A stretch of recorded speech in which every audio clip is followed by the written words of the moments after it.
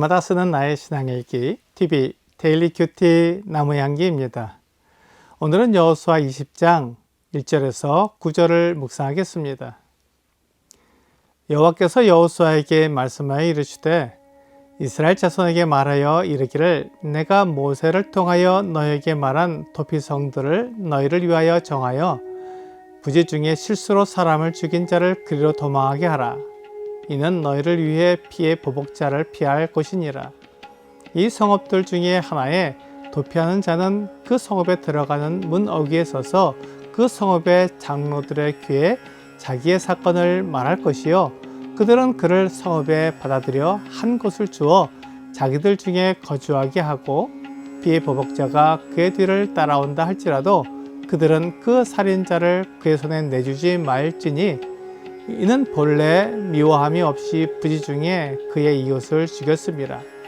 그 살인자는 회중 앞에 서서 재판을 받기까지 또는 그 당시 대제사장이 죽기까지 그 성읍에 거주하다가 그 후에 그 살인자는 그 성읍 곧 자기가 도망하여 나온 자기 성읍 자기 집으로 돌아갈지니라 하라 하시니라.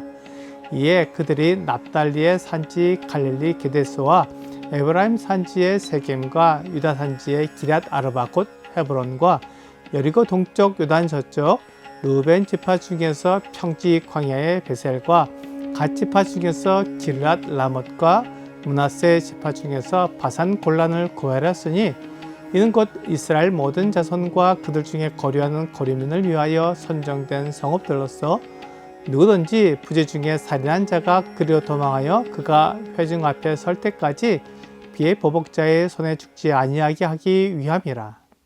도피성은 하나님께서 모세에게 지시한 사항입니다. 출애굽기 21장 12절에서 14절까지에는 사람을 쳐 죽인 자는 반드시 죽일 것이나 만일 사람이 고의적으로 한 것이 아니라 나 하나님이 사람을 그의 손에 넘긴 것이면 내가 그를 위하여 한 곳을 정하리니 그 사람이 그리로 도망할 것이며 사람이 그의 이웃을 고의로 죽였으면 너는 그를 내 제단에서라도 잡아내려 죽일지니라 라고 말씀하고 있습니다. 하나님께서는 사람을 죽인 사람은 반드시 죽이라고 말씀하고 있습니다. 살인은 결코 용납할 수 없는 죄입니다. 그래서 살인한 사람은 반드시 죽이라고 말씀한 것입니다. 그렇지만 그 사람이 고의로 사람을 죽인 것이 아니라 우발적인 사고로 죽게 되면 도피성으로 도망해서 그를 죽이려는 보복자로부터 보호받게 해야 한다는 것입니다. 이것이 하나님의 마음입니다. 이렇게 우발적으로 사람을 죽인 사람이 달아나 피할 수 있는 도피성은 이스라엘 12지파에게 땅을 분배하고 나서 레위 지파에게 성읍이 주어진 후에 확정되어야 합니다.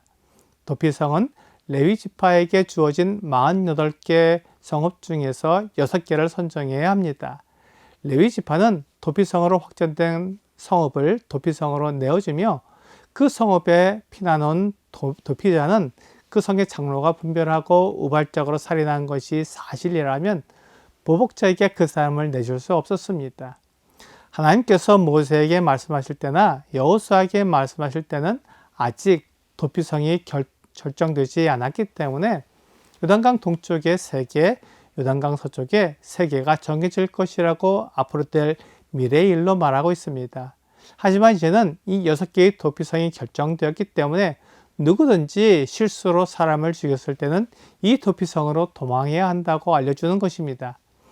도피성으로 도망한 사람은 그 당시에 대제사장이 죽기까지는 그 성에서 나올 수 없습니다. 그러므로 도피성은 그 사람이 오랫동안 머물며 생활할 수 있는 모든 준비를 갖추어야 했습니다. 도피성은 죄를 지은 사람이 피할 수 있는 곳이며 그곳에서 살 수 있도록 모든 준비를 갖춘 성이었습니다. 그 성은 모두 6곳으로서 납달리의 산지 갈릴리 게데스와 에브라임 산지의 세겜과 유다 산지의 기럇 아르바 곧 헤브론과 여리고 동쪽 르벤 지파 중에서 평지 광야의 베셀과 갓 지파 중에서 길랏 라못과 므낫세 지파 중에서 바산 골란을 구별했습니다.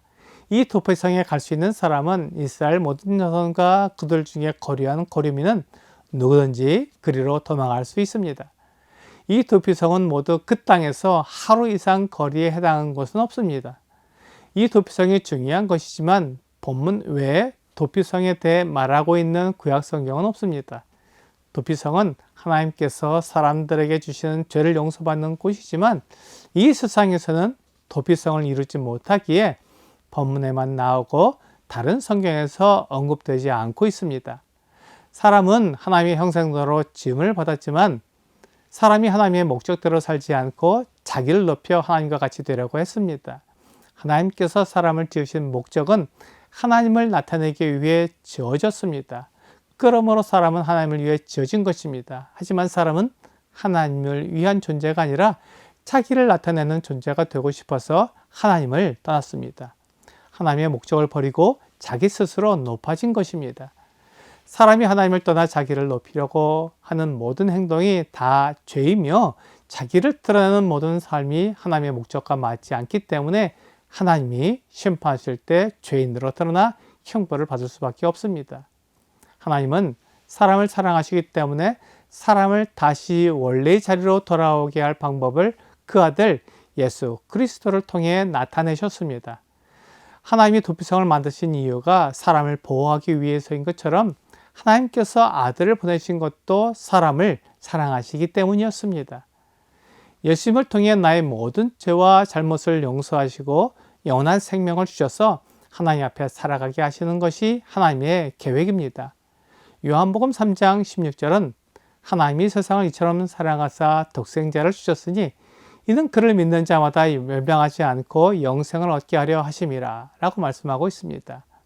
예수님이 진정한 도피성이 되시며 하나님 앞에서 완전하게 나의 죄를 용서하시는 구원자가 되어주십니다. 오늘의 적용 질문을 보겠습니다. 나의 죄는 해결되었습니까?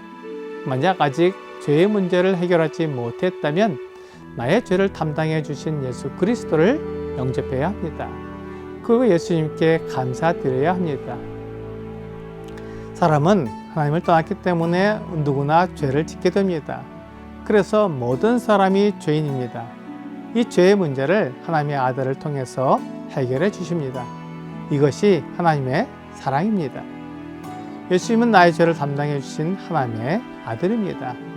오늘 나의 도피성 되신 예수님께 나를 맡기고 나를 만드신 목적에 따라 하나님을 나타내는 여러분과 제가 되기를 주 예수님의 이름으로 기도합니다.